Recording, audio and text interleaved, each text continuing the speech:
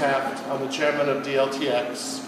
We're a publicly listed company in Norway, and we're the only publicly listed company that's building the physical infrastructure for Web 3.0. So my partners, co-founders, a guy named David Johnston. You might know him. He created Johnston's Law about 10 years ago, which is that everything that can be decentralized will be decentralized. And about a year later, he wrote The General Theory of Decentralized Applications, which defined what a dApp was in 2013 before there was Ethereum. So if you want to learn what dApps are, where they came from, go back to 2013 and read The General Theory of Decentralized Applications. And so we believe everything's going to be decentralized. We believe that the future really is about peer-to-peer, self-sovereignty of information, data, and most importantly, which people miss, identity. Okay? The rest of the stuff doesn't matter if you don't have decentralized identity. If you can't be autonomous and anonymous and be able to function just as the wallet itself, as an avatar, then none of this stuff matters.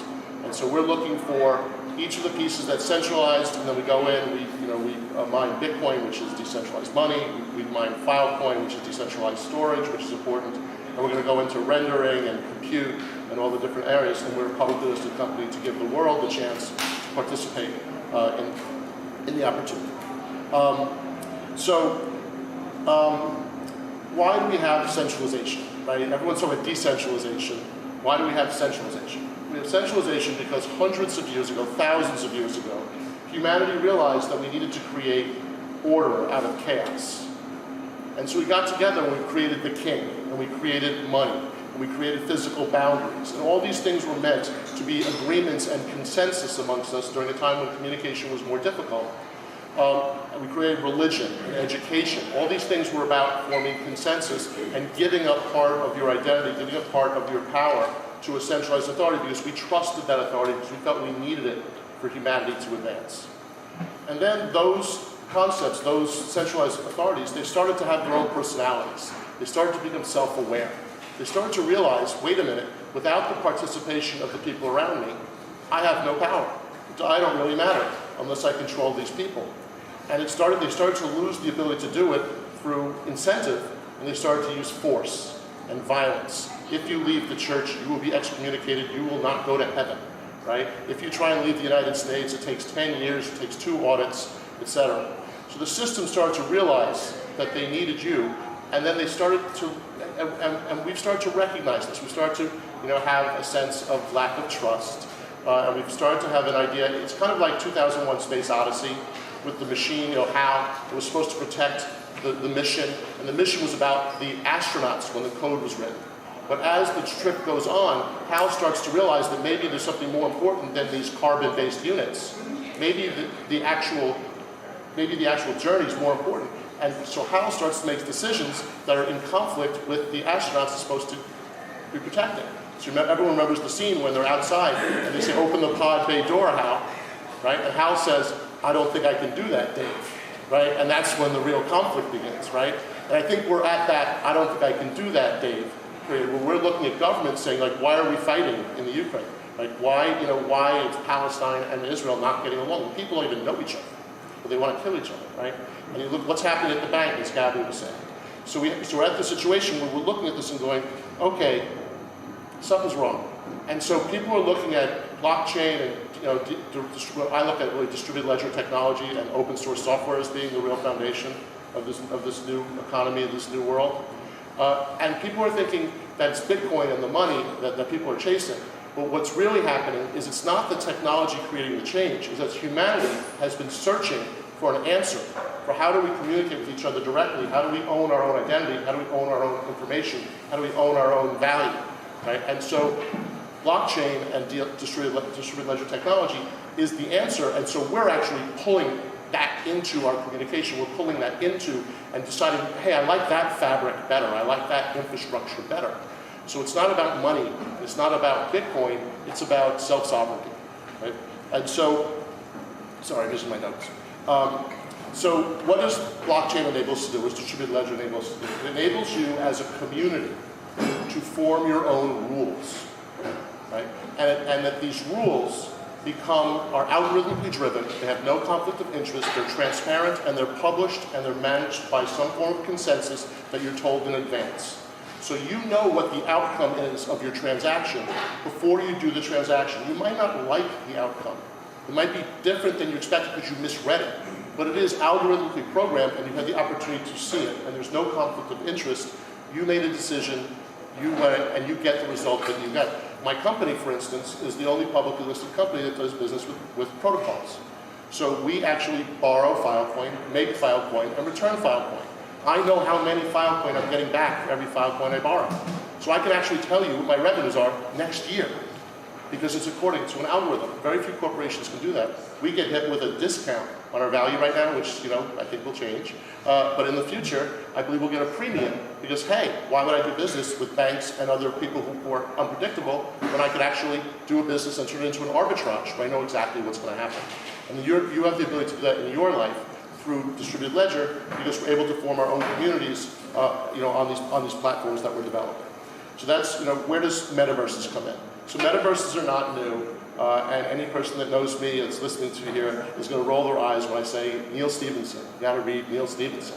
Okay? So in 1992, he wrote Snow Crash. It's the seminal work about Metaverses. He talked about omnipresent bandwidth. He talked about anonymous avatars. He talked about communication and anonymity. So from 1992, before there was computers, before there was a graphical interface, before there were computers, before there was graphical interface, before there was an internet, this guy was thinking about how we're going to get together and how we're going to form communities globally, how we're going to be able to communicate directly.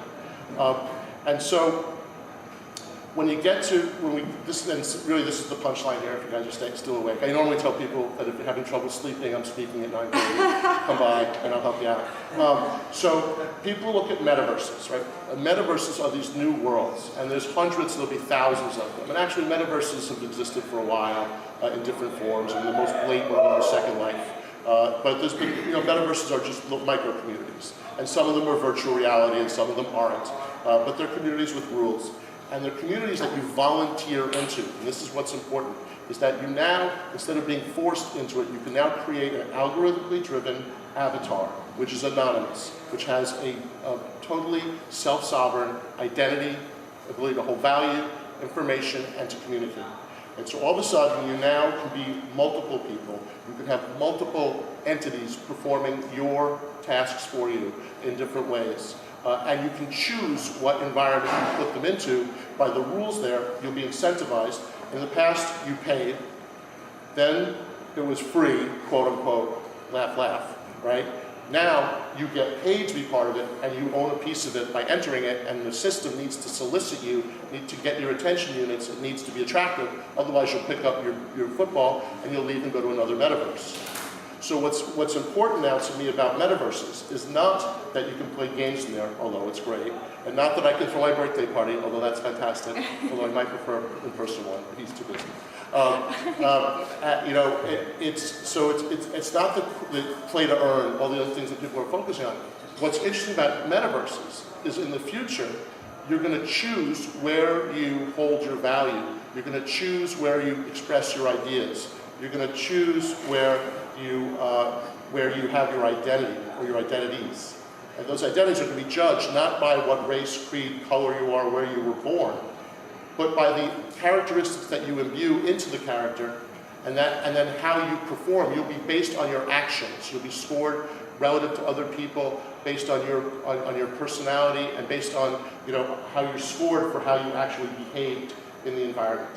And this is important because it means in the future politics and business are all going to happen in these metaverses in ways that the existing political systems are going to have trouble regulating. They're going to have to try and figure out new ways to regulate, new ways to attract you, to pay attention, and to give your loyalty to the physical world, because you can have other places that you'll be able to express yourself that you'll find to be more attractive, that will be soliciting you and trying to seduce you into them. With regards to anonymity, I think the sort of major controversy, right, is around illegal activity or illicit activity, right? Like, so what's your opinion about... Sorry. Okay. What's your... So you're asking about how does this affect the legal systems Well, like when you have anonymity in your actions, right? What are the are there negative consequences or implications? You know, sure, thank you. So the question is, are there legal or moral implications to anonymity in the new jurisdictions? And, you know, the answer is absolutely. There's moral implications in every place where you exist. And that doesn't make this world different than any other world. So I don't think it's about whether technology is good or it's bad. It just is, right? And how people behave in it will be a determinant on how popular it is, and whether you know, and those communities that regulate themselves in a way that you feel comfortable will tend to be those places you go. It just won't be bound anymore to the place where your mother happened to be when she gave birth to you. Right. Cool. Thank you guys, thank you very much. Love the conference.